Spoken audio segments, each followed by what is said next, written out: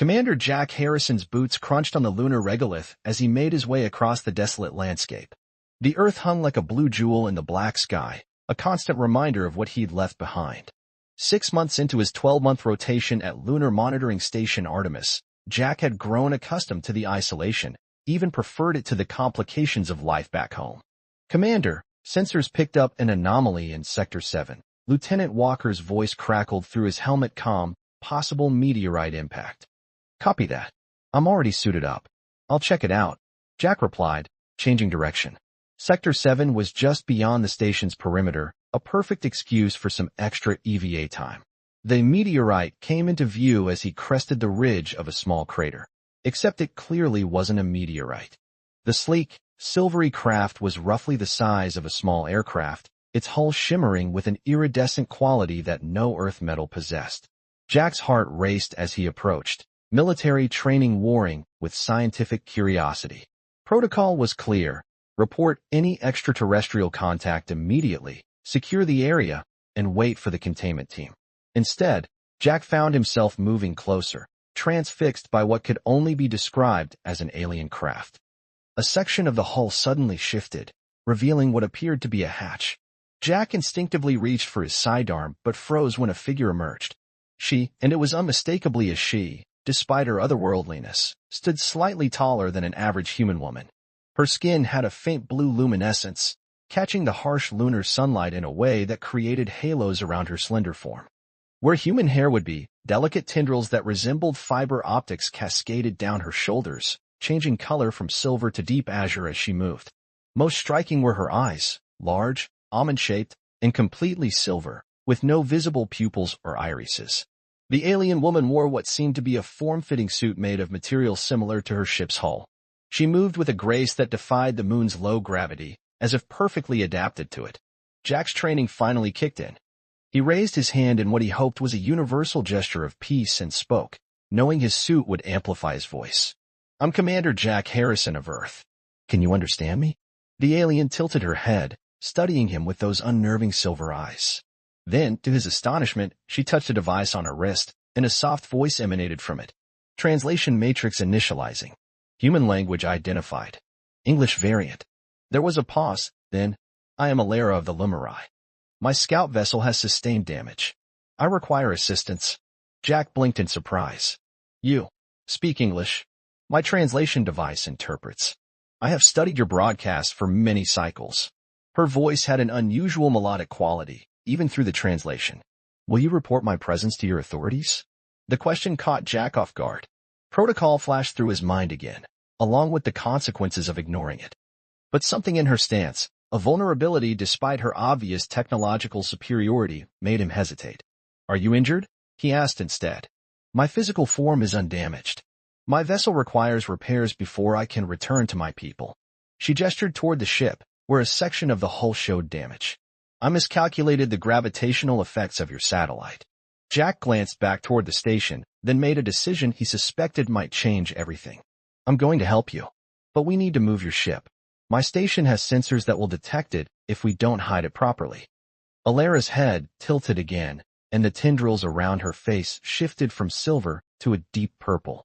You would assist me without informing your hierarchy? What?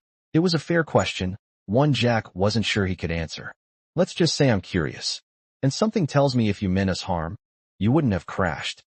For the first time, Alara's expression changed, her features softening into what might have been amusement. A logical assessment. My people have observed yours for many cycles. We find humans fascinating, if primitive. Primitive. Jack couldn't help but feel slightly offended. Your emotional responses drive your decisions more than logic. It is inefficient, but... She paused, searching for the right word. Intriguing. Together, they managed to move her craft into a small cave system Jack had discovered during previous explorations, one conveniently absent from official maps. Over the next few hours, Jack helped Alara assess the damage to her ship, amazed by technology centuries beyond human capability. As lunar night approached, Jack faced another decision. You can't stay here in the cold. You'll have to come back to the station with me. Your living structure would reveal my presence.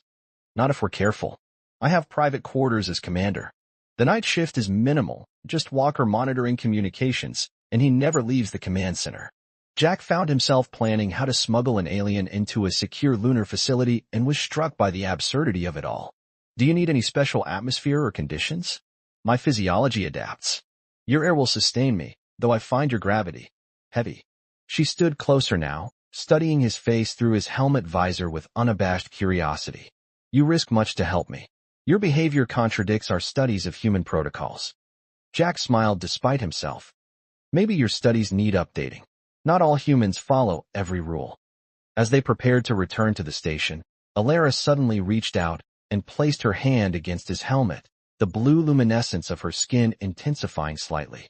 My people believe emotions are evolutionary weaknesses to be suppressed. Yet you act from compassion, not logic. Perhaps this is why we have observed your kind for so long. You are unpredictable. Something in her silver gaze made Jack's breath catch, a connection he couldn't explain, bridging the vast differences between their species. In that moment, standing on the desolate lunar surface with an alien woman who had literally fallen from the stars, Commander Jack Harrison realized his orderly, isolated life had just become extraordinarily complicated. And strangely enough, he was looking forward to it. Sneaking Alara into the Artemis base had been easier than Jack anticipated. The lunar night shift was skeletal, with most personnel in stasis pods to conserve resources. Jack had guided her through the emergency airlock near his private quarters, grateful for his commander's privileges that included minimal surveillance. Now, in the soft blue glow of his quarters' night lighting, Jack watched as Alara explored the small space with intense curiosity. Her luminescent skin cast dancing patterns across the walls, giving the austere room an otherworldly ambience. Your living space is efficient, she observed, trailing a slender finger along the edge of his desk. Though quite dense. Your species prefers heavy materials. Low gravity makes construction different up here, Jack explained, still slightly mesmerized by the way her fiber-optic hair shifted colors with each movement. Most of this is actually lightweight alloy, but Earth design habits die hard. Alara picked up a framed photograph, Jack's parents standing outside their Montana ranch house. These are your progenitors? My parents, yes. Jack took the photo from her gently. Dad was an aerospace engineer, Mom a botanist. They're the reason I joined the space program. You maintain their image for memory preservation? Jack smiled slightly. For connection. Humans like to keep reminders of people we care about. Alara's head tilted in that now familiar gesture of curiosity. The emotional bond between human offspring and progenitors persists into maturity. Fascinating. What about your family? Jack asked, realizing how little he knew about her species. Do the Lumeri have parents? Families. Alara's luminescence dimmed slightly. We have genetic contributors and communal raising units. Attachments are discouraged as inefficient. Young Lumeri are educated together based on aptitude, not biological connection. Something in her tone made Jack wonder if she fully embraced this philosophy. That sounds lonely. Loneliness is a human concept. We recognize solidarity as efficient function, not emotional deficit. Yet as she spoke, her gaze lingered on the photograph with what Jack could only interpret as wistfulness. Over the next few days, they settled into a careful routine. Jack performed his commander duties during Earth Day cycles while Alara remained hidden in his quarters, studying human culture through his data terminal. During Earth Night cycles, when only minimal staff monitored the base, they worked together on repairing her ship, smuggling parts from the station's supply inventory. One night, as they walked through the maintenance tunnels toward their makeshift exit, Lieutenant Walker nearly discovered them. They pressed into an alcove, Jack's body shielding Alara from view as Walker passed by mere feet away. He could feel her heartbeat, faster than a human's, against his chest, her breath warm against his neck. The closeness awakened something primal in him, a response he tried to dismiss as simple biology. Your pulse accelerated, she whispered after Walker had gone. Fear response. Jack stepped back, creating distance between them. Something like that. At her ship, they worked in comfortable silence, Jack helping her reconnect the damaged navigation system. Tell me about your world, he finally said, handing her a tool that resembled a sonic screwdriver. Alara's eyes brightened to a pale silver. Lumira orbits a binary star system, third planet from the center. Our atmosphere contains higher concentrations of noble gases than Earth's, giving our skies a perpetual aurora. Her voice took on that melodic quality he'd noticed when she spoke of her home. Our cities are built into crystal formations that grew naturally over millennia, amplifying the starlight. It sounds beautiful, Jack said, genuinely fascinated.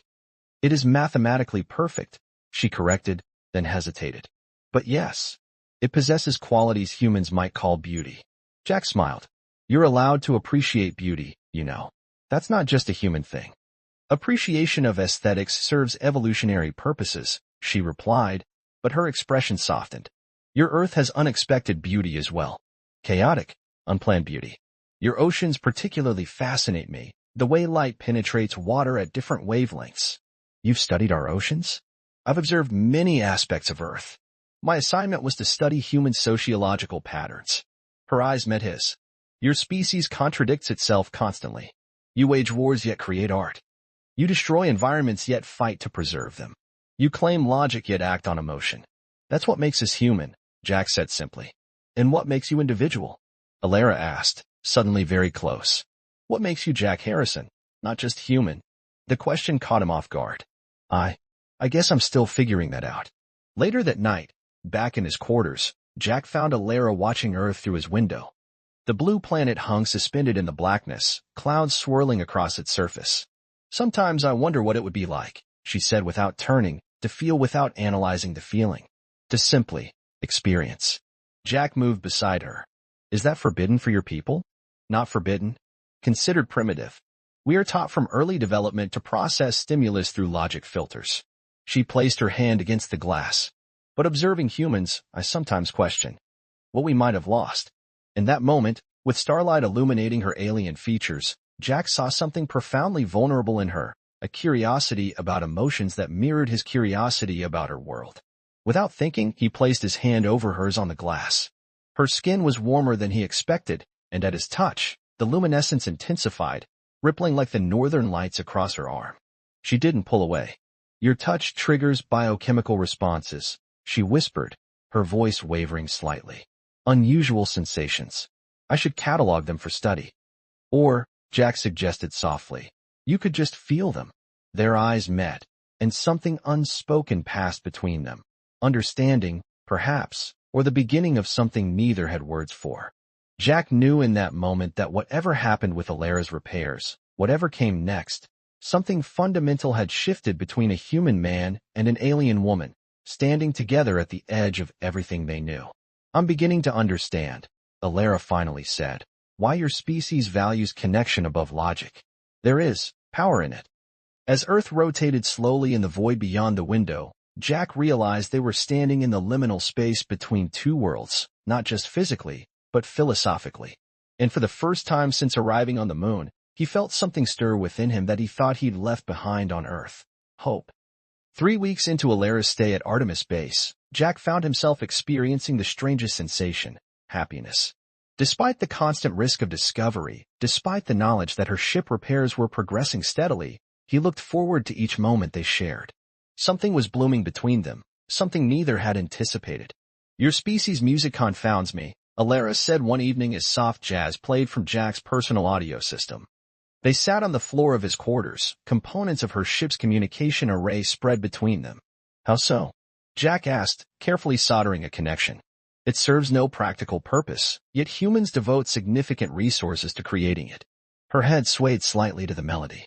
The mathematical patterns are pleasing, but the emotional response it triggers seems disproportionate to the stimulus. Jack smiled. That's kind of the point. Music isn't about logic, it's about feeling. I'm beginning to feel it, she admitted, her luminescence pulsing subtly with the rhythm. It creates sensations I have no classification for. That's called enjoying yourself, Jack teased gently. Dangerous territory for a logical species. Alara's eyes met his, their silver depths reflecting the room's dim light. Many things about my time here have been unclassifiable. The air between them seemed to thicken. Over the past weeks, their physical proximity had become more frequent, more natural. Small touches, her hand brushing his when passing tools, his fingers guiding hers through unfamiliar human technology, sent unexpected currents through Jack's body. Tell me, she asked suddenly, about human intimacy. Your cultural data files contain contradictory information. Jack nearly dropped the soldering tool. That's a complex topic. Physical mating I understand. Reproduction is universal. Her directness made Jack flush. But humans connect physical contact with emotional states. You touch differently based on relationship category. Despite his embarrassment, Jack appreciated her scientific approach. That's true. Touch means different things in different contexts. With careful deliberation, Alara placed her hand over his. What does this signify? Jack's pulse quickened. It depends on intent. It could be comfort, reassurance, or attraction. And this? She moved closer, her other hand lightly touching his face. The luminescence in her skin brightened where she made contact, sending a soft blue glow across his features. Jack swallowed hard. That's usually romantic interest. Interesting. Her voice had dropped to a whisper. And if I were to move closer still? When their lips met, Jack experienced a gentle electric current that traveled from the point of contact throughout his body. Whether it was some biological aspect of her species or simply the overwhelming newness of kissing an alien woman, he couldn't tell, and didn't care. Alara pulled back slightly, her fiber-optic hair cascading around them in waves of blue and silver light. The biochemical cascade this triggers is intense. For me too, Jack admitted, breathless. My people would consider this contamination, she said, but didn't move away, allowing emotion to override logic. What do you consider it? Discovery, she whispered, and leaned in once more. Their relationship evolved rapidly after that night. Jack taught Alara about human expressions of intimacy, while she shared aspects of Lumari physiology that created unique experiences between them. Her skin's bioluminescence responded to emotional states, creating patterns of light during their most intimate moments that Jack found mesmerizing. Their biological differences presented challenges they navigated with both scientific curiosity and growing affection. But reality couldn't be held at bay forever. Commander Harrison? A word. Colonel Weber's voice over the comm system jolted Jack from sleep. Beside him, Alara woke instantly, her luminescence dimming to near invisibility, a defense mechanism of her species. Reporting in 15 minutes, sir, Jack responded, heart racing. In the command center, Weber's stern expression confirmed Jack's fears. Unusual power fluctuations in your quarters, Commander. Unauthorized access to engineering supplies. Care to explain? Testing some personal equipment upgrades, sir. Jack lied, grateful for his poker face. Should have logged the resource usage. My apologies. Weber studied him. And your failure to participate in crew recreation activities? Lieutenant Walker reports you've become reclusive. The isolation profile indicated I'm most productive with minimal socialization, sir. Jack maintained a neutral expression, just following the psychological recommendations. See that you do follow protocols, Harrison. Weber's tone made it clear he wasn't convinced. All protocols. Remember that even this far from Earth, security is paramount. That evening, Jack returned to his quarters to find Alara examining her repaired communication device with a troubled expression. What's wrong? He asked, securing the door behind him. My ship's systems detected a beacon. My people are searching for me. Her voice was flat, her luminescence muted. They've entered your solar system. The news hit Jack like a physical blow. How long? 3 Earth days until they reach lunar orbit. Jack sat heavily on his bunk. They'd known this moment would come, yet had pushed it from their thoughts, lost in the bubble they'd created. You could leave, Alara suggested quietly. Return to Earth before they arrive. Leave you? The thought hadn't crossed his mind. No, we'll figure this out.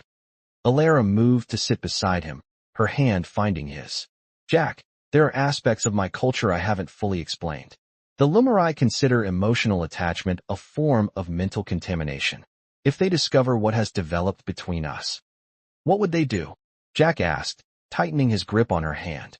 They would take me for purification, a process that would erase all emotional development I've experienced here. Her voice trembled slightly. I would remember facts, but not feelings. Data, but not us. Jack felt cold dread settle in his stomach. Then we won't let them find out. They will know, she insisted. Lumari can sense biochemical changes in each other. What I've experienced with you has fundamentally altered my physiology. They sat in heavy silence, the reality of their situation sinking in. I could come with you, Jack finally said. Ask for asylum among your people. Alara's luminescence flickered with what he now recognized as distress. They would study you as a specimen.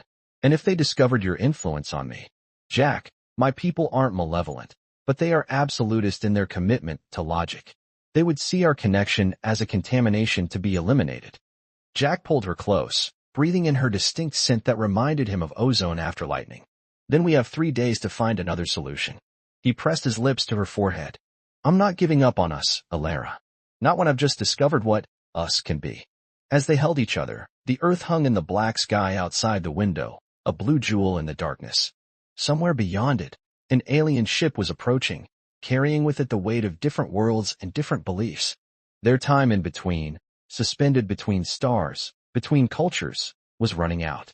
And Jack knew that whatever happened next would either tear them apart forever or forge something unprecedented between their worlds.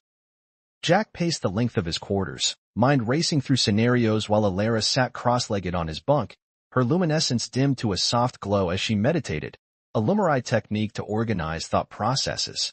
What if we just told the truth? Jack suggested. Diplomatic first contact. Cultural exchange.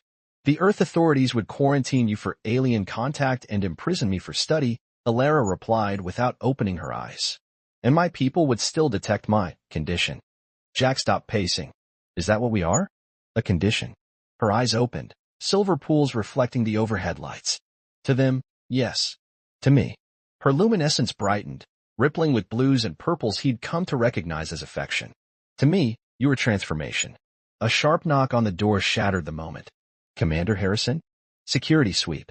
Lieutenant Walker's voice. Jack's blood ran cold. He gestured frantically for Alara to hide in the bathroom, the only space without surveillance capabilities. One moment.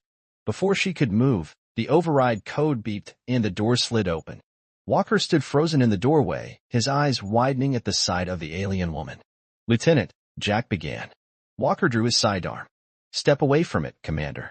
Her, Jack corrected sharply, moving protectively toward Alara instead. And lower your weapon. Security breach in Commander Harrison's quarters. Walker spoke into his calm, unknown alien entity present.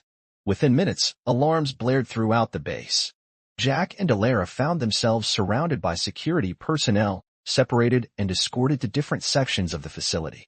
Colonel Weber personally oversaw Alara's containment in the medical quarantine unit, while Jack was confined to the brig.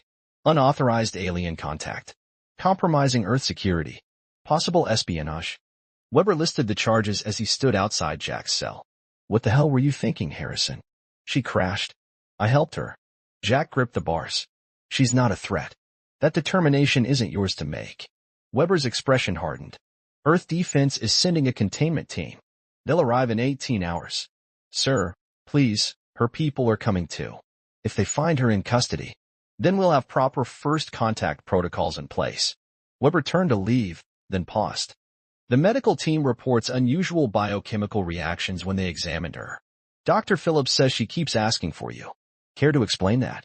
Jack met his superior's gaze steadily. No, sir. After Weber left, Jack sank onto the narrow cot, head in his hands. Everything had unraveled so quickly. Through the small window in his cell, he could see Earth hanging in the darkness, so close, yet impossibly distant. Somewhere on the base, Alara was alone, probably frightened despite her Lumeri stoicism, facing hostile examination from humans who saw her as a specimen or threat. Hours passed in agonizing slowness. Jack had nearly dozed off when the cell door unexpectedly slid open. Dr. Phillips stood there, her expression troubled. This is against protocol, she said quietly, but you need to come with me. What's happened? Jack asked, immediately alert. Your alien. She's experiencing some kind of physiological crisis. Her vital signs are destabilizing, and she refuses treatment. Phillips guided him through back corridors, avoiding security patrols. She keeps saying only you understand her biology. In the medical bay, Jack found Alara restrained on an examination table, her luminescence flickering erratically. Medical monitors beeped warnings around her. Everyone out. Jack ordered with a commander's authority he no longer technically possessed. Surprisingly, the medical staff complied, leaving only Dr. Phillips hovering by the door. Alara, he whispered, taking her hand. Her skin was cooler than normal, the luminescence weak. Jack. Her silver eyes found his. My people, they're here. A chill ran through him. Already. They detected my distress. Lumeri share. A quantum entanglement. Strong emotions. Activated. Her speech was labored. They demanded my release from your authorities. As if on cue, Colonel Weber burst into the room. Harrison, how did you? He stopped, noticing their clasped hands, the way the alien's luminescence strengthened where they touched. "Dear God, sir," Jack began, but was interrupted by the base-wide announcement system. "Attention, all personnel. Unidentified craft in lunar orbit. First contact protocols engaged. All non-essential personnel to secure stations." Weber's comm device buzzed. After a brief conversation, his face paled. "They're demanding to speak with you, Harrison. Both of you. Earth defense is patching them through."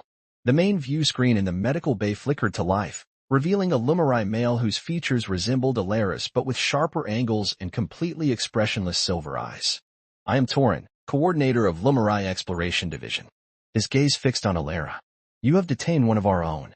We apologize for any misunderstanding," Weber began diplomatically. "We were unaware, I addressed the human called Harrison," Torin interrupted. "The one who has contaminated Explorer Alara." Jack stepped forward, still holding Alara's hand. "I haven't contaminated anyone. Our scans indicate otherwise. Her biochemical composition shows significant deviation from Lumari baselines. Neural patterns indicate emotional infection." "It's not infection," Jack insisted. "It's connection. Understanding between different species." Torin's expression remained impassive. "Release her to us immediately for purification." Alara's grip on Jack's hand tightened. "Torin, the humans offer valuable insights. What I've experienced here is corruption of our evolutionary advancement," Torin finished. "Your assignment was observation only. You have become compromised." Weber looked between the alien on screen and the couple before him, clearly struggling to process the situation. Earth defense representatives were patched in from Earth, demanding explanations, issuing contradictory orders. "Both parties stand down." Came a new voice, the commanding tone of General Rivera from Earth Defense Command. "This situation requires diplomatic handling, not medical intervention or whatever the Lumari are proposing. Purification is non-negotiable," Torin stated flatly.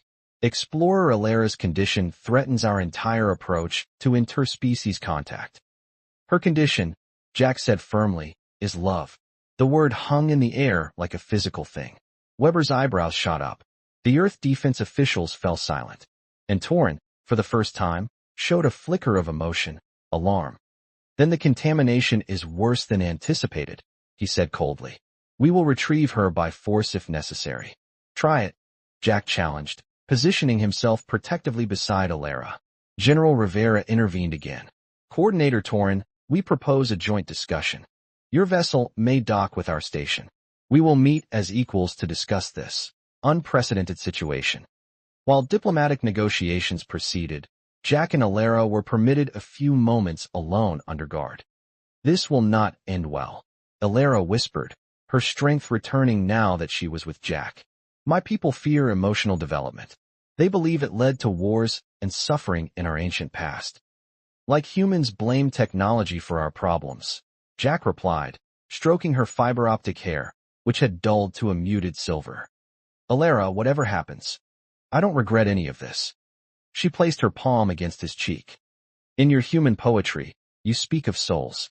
If such things exist, I believe mine has been irrevocably altered by knowing you." Their foreheads touched, human skin against luminescent alien flesh, as the Lumari ship prepared to dock with Artemis Base, two worlds colliding, with Jack and Alara caught at the impact point. The conference room of Artemis Base had never been designed for interspecies diplomacy. Yet here they sat, three Lumari representatives, including Torin, for human officials from Earth Defense, Colonel Weber, and in the center of it all, Jack and Alara, hands intertwined beneath the table. General Rivera spoke first from the view screen connecting to Earth. "We propose a cultural exchange program. Commander Harrison has already demonstrated the potential benefits of human-Lumari cooperation." "The contamination of Explorer Alara is not cooperation," Torin countered. "It is corruption of our evolutionary advancement." Jack had remained silent throughout the hour-long negotiations, watching as humans and Lumari talked past each other, neither side truly understanding what they were discussing. Finally, he'd had enough. "Permission to speak freely," he requested, interrupting Rivera mid-sentence. The general nodded reluctantly. "Go ahead, Commander." Jack stood, drawing all eyes. "You're all missing the point. This isn't about politics or species protocols or evolutionary advancement. This is about two individuals who found connection across an astronomical divide. Emotional attachment is regression, another Lumeri representative stated. Is it? Jack challenged. Your civilization has been observing Earth for decades. In that time, what conclusions have you drawn about humanity's greatest strength? Torin's silver eyes narrowed. Your adaptability. And what drives that adaptability? What pushed us to explore space, to seek out other worlds, to constantly strive beyond our limitations? Curiosity, offered Dr. Phillips unexpectedly. Passion. Emotion, Jack confirmed. The very thing you've tried to engineer out of your species. He turned to the Lumeri delegation. But you couldn't completely remove it, could you? That's why you study us, because deep down, you recognize something's missing. Alara stood beside him. He's right, Torin. Our society achieves perfection through logic. But at what cost? We've lost wonder. We've lost drive.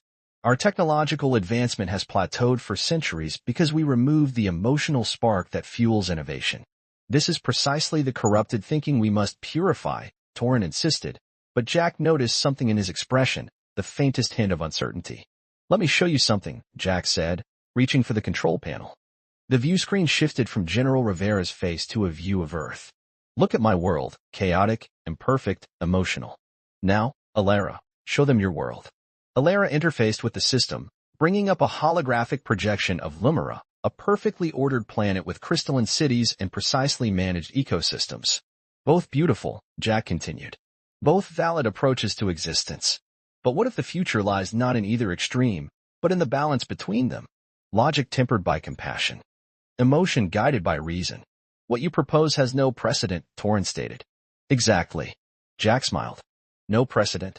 New territory. Isn't exploration what both our species value? The room fell silent as his words sank in. Jack felt Alara's hand in his, her luminescence pulsing in sync with his heartbeat, a visible manifestation of their connection. General Rivera cleared her throat. Commander Harrison makes a compelling point. Perhaps this unexpected development between human and Lumeri could be the foundation for meaningful exchange, rather than a problem to be solved. The negotiations continued for hours, eventually reaching an unprecedented agreement. Alara would not be forcibly purified, but would instead serve as an ambassador between worlds, studying the effects of emotional development within the Lumeri physiological framework. Jack would join her, representing humanity in what would become the first official cultural exchange program. This is most irregular, Torin commented as the agreement was finalized, but potentially informative. Later, as the Lumeri delegation prepared to return to their ship, Torin approached Jack privately. You understand that on our world, you will be the alien. Your emotional nature will be viewed as primitive. I can handle it, Jack assured him. I've had practice being the odd one out. Torin studied him intently. I must confess curiosity. What is it about this connection that made both of you willing to risk everything to preserve it? Jack considered the question carefully. Love isn't logical, Torin. It doesn't fit neatly into equations or evolutionary theories. But it's the most powerful force humans have ever discovered. It makes us better than we are alone. For the briefest moment, something flickered in Torin's silver eyes, not quite emotion, but perhaps the ghost of it, buried beneath centuries of logical conditioning.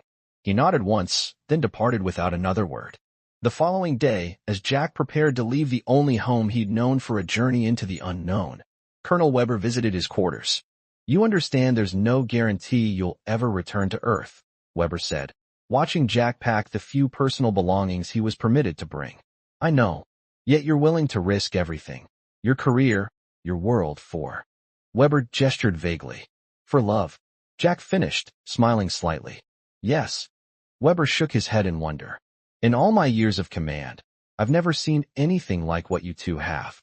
He extended his hand. Good luck out there, Harrison. Make humanity proud. Aboard the Lumeri vessel, Jack found Alara in the observation deck, watching as Earth and its moon grew smaller in the distance. Her luminescence had returned to full brilliance, shifting with colors he'd learned to read like words. Blue for contentment, purple for affection, silver for contemplation. Having second thoughts? He asked, joining her at the viewport. About leaving? No. She turned to him, her silver eyes reflecting starlight. About what we represent, perhaps. We are embarking on something unprecedented, Jack. There is no data to predict the outcome. He took her hand, watching as her luminescence brightened where their skin met. That's what makes it an adventure. My people have a concept called Nexus Point, a moment where multiple possibilities converge and new realities are born. Her free hand traced the contours of his face with gentle wonder. I believe we are such a nexus. What emerges from our connection may transform both our worlds. Jack pulled her close, their foreheads touching in the gesture that had become their most intimate ritual. Whatever happens, we face it together, between worlds, between stars. As the ship accelerated toward the outer solar system, Earth became a tiny blue dot against the vast canvas of space. Jack felt no regret watching it fade, only anticipation for the journey ahead. For the first time in his life, he was exactly where he belonged, beside a woman from the stars who had taught him that love truly was universal, transcending biology, culture, and even the cold vacuum of space itself. In the observation deck of an alien ship bound for a crystalline world orbiting a binary star, a human man and a Lumarai woman stood united, not as representatives of their respective species, but as pioneers of something entirely new. A love that defied worlds and promised to bridge the stars themselves.